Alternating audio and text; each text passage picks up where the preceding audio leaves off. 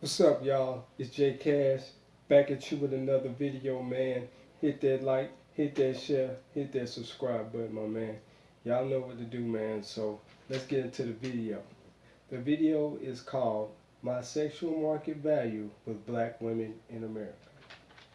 So I know I've told y'all in the beginning of my videos about my problems with black women and my run-ins with them. You know what I'm saying? I'm not the first, I'm not the only, and I'm not the last that has had problems with running in with black women, you know.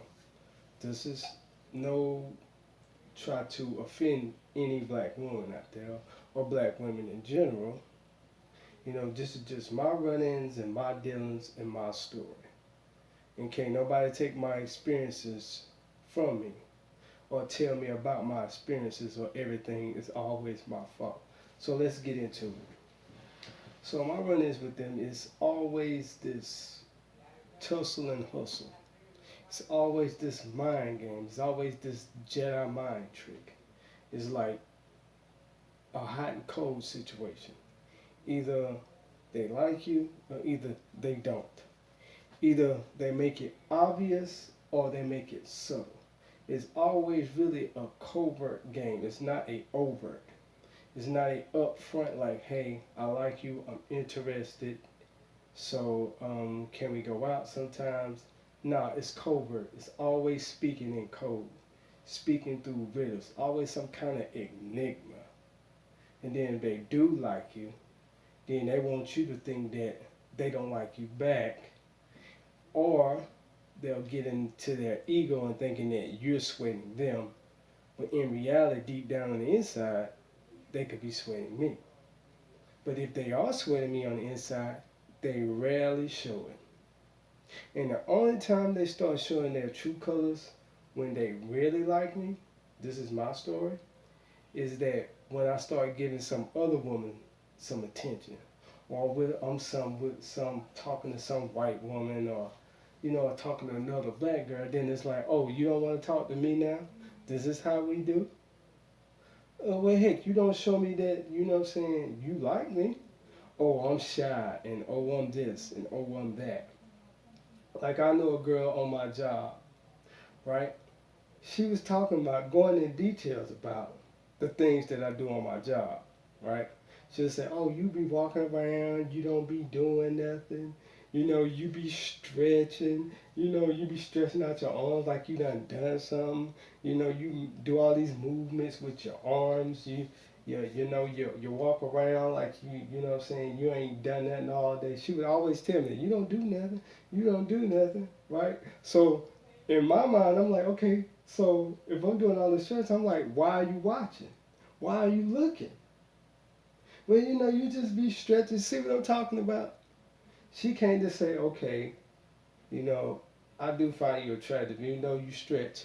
I do find you attractive, and I would like to talk to you, but I don't know how to say it. Or I'm just gonna be covert and I'm gonna play all these mind games. So I'm like, why is you still looking at me then? If I'm stressed, I'm like, why is you still looking? Don't pay me any attention. Why are you watching? So the white woman was right there with her because she was sitting up there working. She was laughing or smiling about it. Like, yeah, you be seeing him, girl. She was talking with the white woman. She was like, you be seeing him stretching. You see him moving his arms and stretching and constantly, flexing his arms and stuff like that. And she didn't say anything. She was quiet over there, just smiling or whatever. So me and her steady talking. I'm like, why are you watching me? Why are you watching? Why do you keep looking? What's wrong? You like me or something? See, that's when you catch them in something, then they got to get in their ego.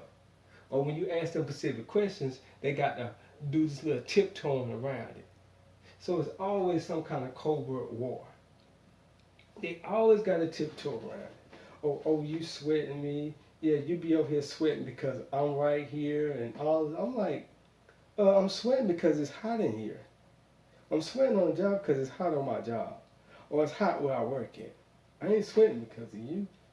Oh, you getting hot because of me and you over here flexing. And why are you watching? If I'm over here flexing, don't look. If I'm showing off, why are you looking?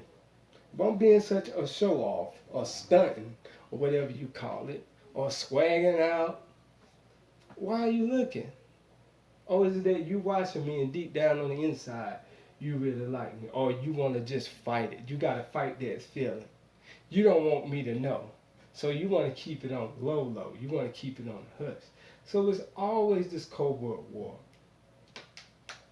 It's always this going over your head. And I tell you, the same girl that I'm telling you about that strip that I was stretching, and she always watch me when I stretch, and always talking junk to me, talking about how I don't do nothing. I know she like me, but she won't come out and say it. And matter of fact, when I was on the job, I was, you know what I'm saying, just not coming in, got finished with my meeting. You know, she had approached me. So she had asking me about where I work. I said, look on my shirt. I said, this is where I work. And then I turned around and I also told her that you can go Indeed.com and go on the website to look for the job. You know what I'm saying? Because she talking about she knows somebody that wants a job. So I told her where to go. In my mind, I said to myself, I said, okay, she gonna flag me down just to do that. She didn't flag me down and ask me my name. She just flagged me down over a job because I knew she was trying to talk to me. But we in the workplace. She can't even ask me my name. She's not even confident enough to ask me my name in the workplace. And I bet you she still don't know my name to this day. Because she ain't never said my name. Ain't that crazy? You see what I mean? Because see, she didn't.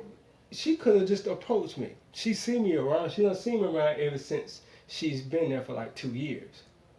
See, this is my run-ins. It's always covert. It's no blatant thing. And this is a person that's seen me more than one time. It won't make it blatant. Obviously, to get comfortable enough, and I done talked with her more than one time to ask me my name. So she really didn't shoot her shot. See how this covert thing is? That's not shooting your shot. That's not. That's just covert for attention or some kind of ego stroke that you want to stroke. You know?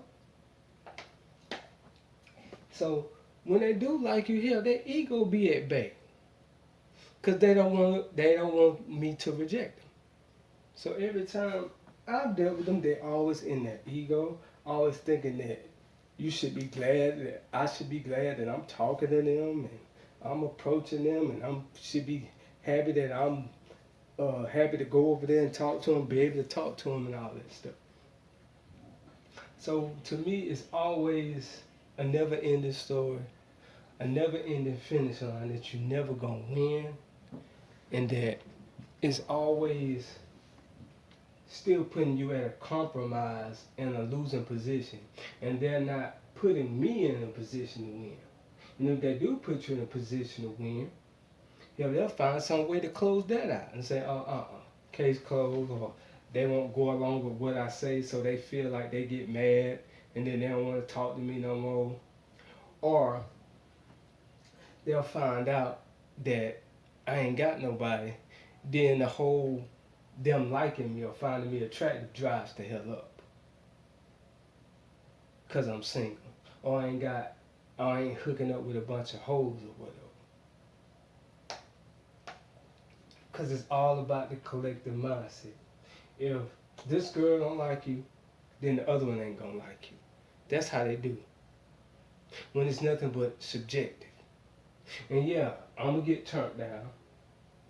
But here in America, you still have a high chances, even if you get their number, my chances is still where you still won't get no full response, you won't get their full attention, you'll get flaked on, or they'll look at the text, they'll wait forever to text you when they can text you back. It's not hard, it only takes a few seconds.